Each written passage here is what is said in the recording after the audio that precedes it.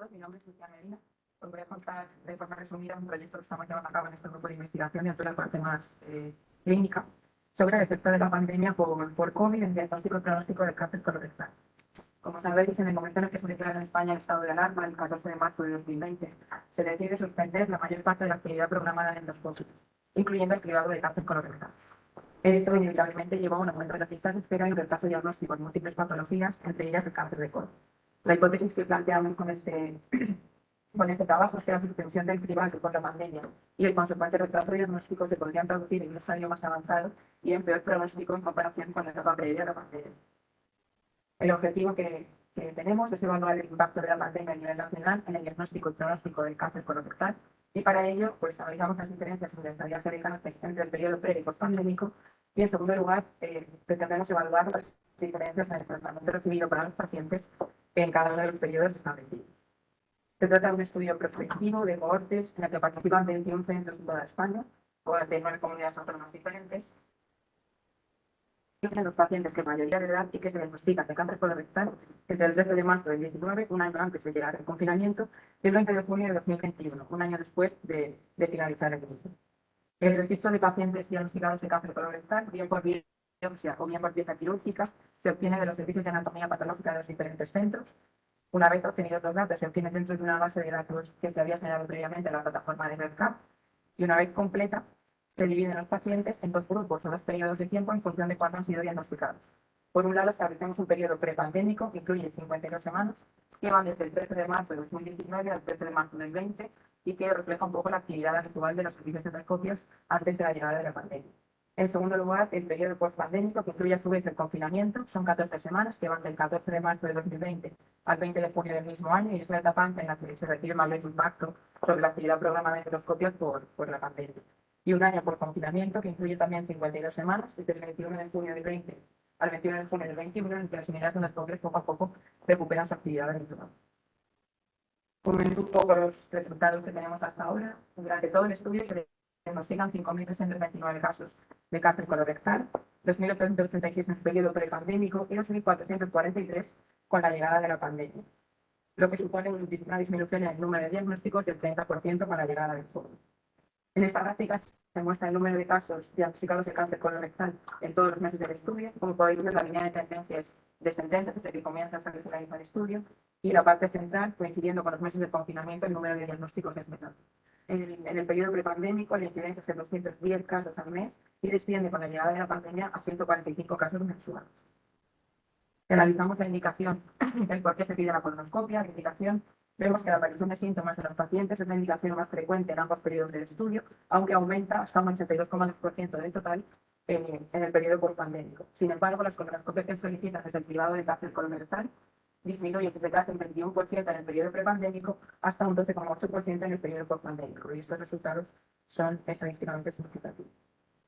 Respecto al estadio de la enfermedad en el momento de diagnóstico, si analizamos los estadios de manera individual, vemos como la mayoría de pacientes se diagnostican en estadios 2 y 3 y de manera similar en ambos periodos de tiempo.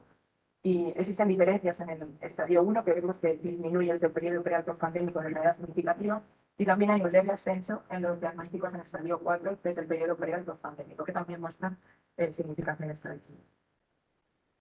Sin embargo, si agrupamos a los pacientes en aquellos diagnosticados en estadios precoces, que serían los estadios 1 y 2, y aquellos diagnosticados en estadios avanzados, que serían los estadios 3 y 4, vemos que los pacientes se distribuyen de manera muy similar en ambos periodos y que no existen diferencias.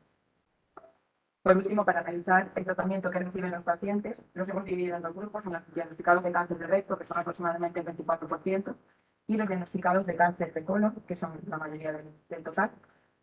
Se puede ver como el 87,5% de los pacientes con cáncer de recto en el periodo prepandémico reciben tratamiento con intención curativa, y este porcentaje disminuye hasta el 80,7% en el periodo postpandémico. Y al contrario, los pacientes que reciben tratamiento con intención paliativa aumentan del periodo pre al postpandémico hasta un 19,3%. Estos resultados, que son estadísticamente significativos, no se muestran en los pacientes con cáncer de colon. Como conclusión, es decir, que la pandemia ha provocado un descenso de hasta el 30% en el número de diagnósticos de cáncer colorectal. Observamos que desde el comienzo de la pandemia disminuyen, por un lado, la proporción de pacientes que se diagnostican desde los programas de cribado de cáncer colorectal, y por otro lado, la proporción de pacientes con cáncer de recto que reciben tratamiento con intención curativa. Un poco el objetivo al principio también era valorar la mortalidad de los pacientes, pero vemos que hace falta más tiempo y un seguimiento más prolongado de los pacientes. Y creemos que en futuros estudios podremos valorar qué efecto ha tenido la pandemia sobre la mortalidad por cáncer de colon.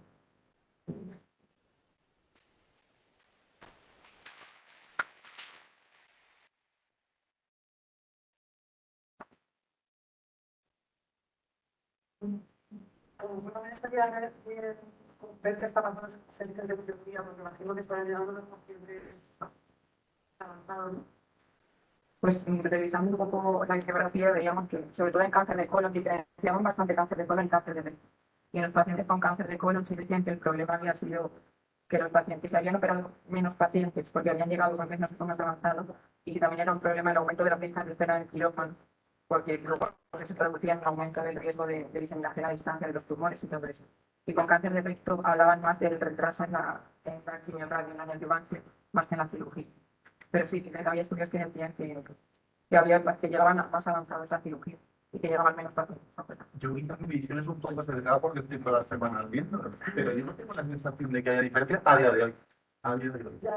No sé si ahora que mirando más allá.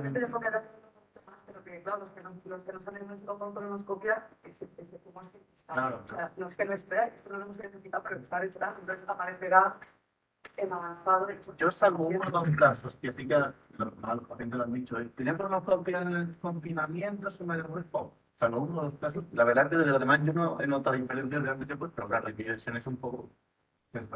Porque, bueno, es difícil demostrar esas diferencias, porque tienes que tener una N muy grande para poder demostrar que el retraso diagnóstico conlleva un peor pronóstico. No es nada fácil, intuitivamente parece muy fácil, pero en la realidad no es tan fácil porque, bueno, probablemente la progresión es más lenta de lo que nuestra mente piensa.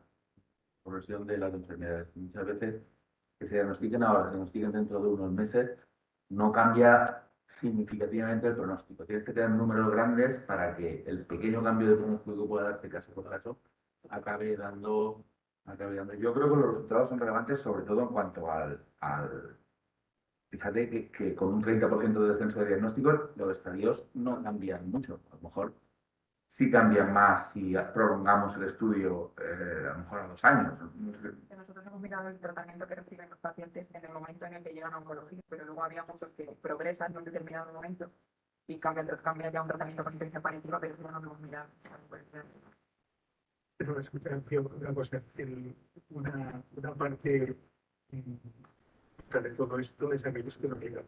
Sí, ese 30%. Lo digo porque ver los que llegan está muy bien, ver que tienen estadios diferentes seguramente también está muy bien, ver que aquí 5 años que ha pasado por ellos también va a estar muy bien, pero el problema es que como en otras circunstancias durante esta pandemia es todos aquellos que no han llegado, ¿no?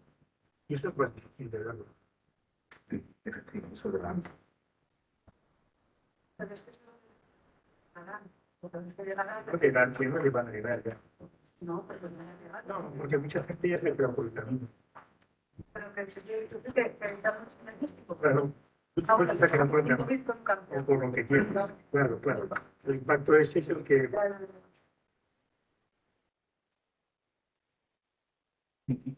Yo creo también que ese pequeño pero significativo descenso de estadios 1, si tú lo extrapolas y piensas que esta es una muestra representativa de todo el país, y lo extrapolas a lo que sería todo el país, o todo, pues probablemente sea todavía más significativo, igual que el pequeño pero significativo aumento de casos en el estadio 4. En números absolutos es pequeño, pero el hecho de que la diferencia ya alcance significación estadística, pues bueno, un poco te traduce que esto es un poco la punta del iceberg de lo que vemos.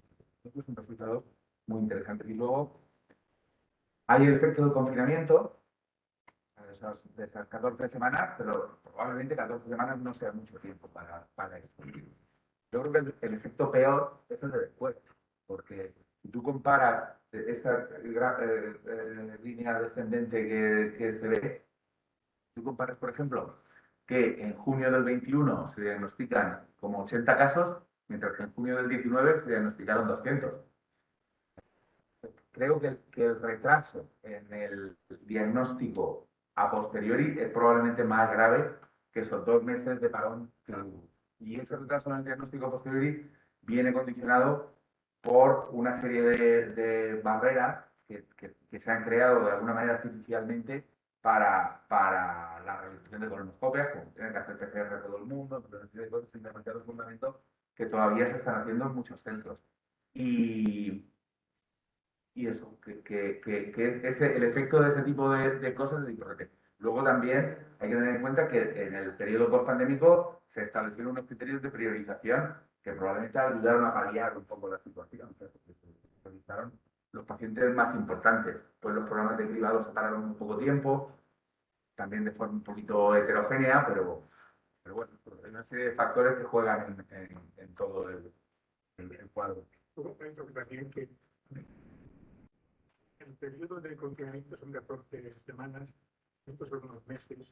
Hay que tener en cuenta también que dentro de la universidad, en lugares, seguro, estos y otros, en hospitales, el paso en el tratamiento a veces alcanza varios meses también. Aquí, costumbre no es así, pero hay lugares en los que 3 meses, 4 no tiene a nadie de espera desde el diagnóstico hasta el tratamiento. Con lo cual, sabes, a lo mejor es como un confinamiento.